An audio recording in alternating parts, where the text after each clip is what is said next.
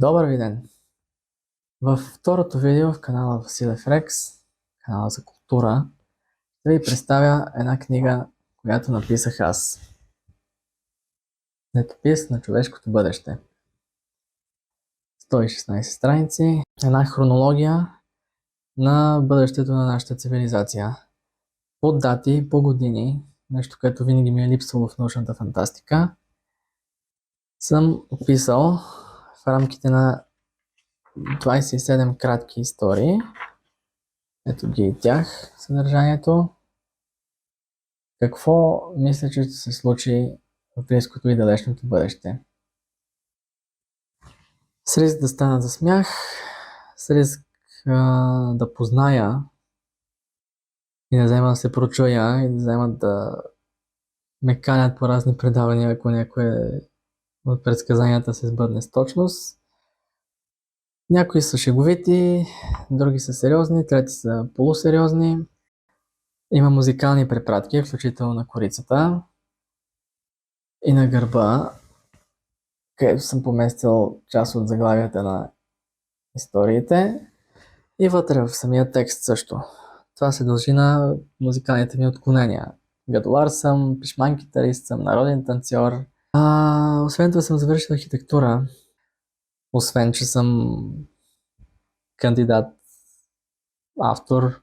Всъщност баш съм си автор. Направо писател. Що Шурин и Пурин написаха книга, що па не и аз.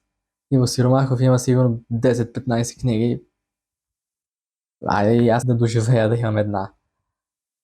Да, всичко това купом в моята глава поне ме прави квалифициран да ви говоря за култура. Да правя ревюта на книги, на филми, сериали и различни събития.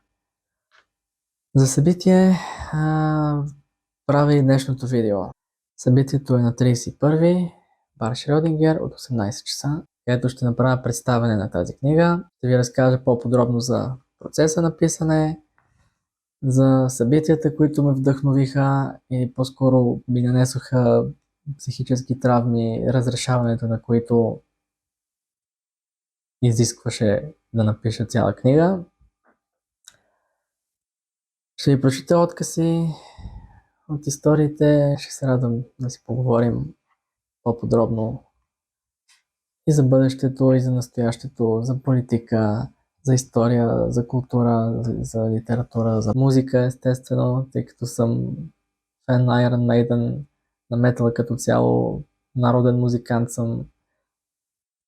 Имам какво да кажа по отношение на музиката. Има какво да кажа по отношение на доста неща. И това е до някъде проблем, но може да бъде и предимство. Аз избирам да го превърна в предимство.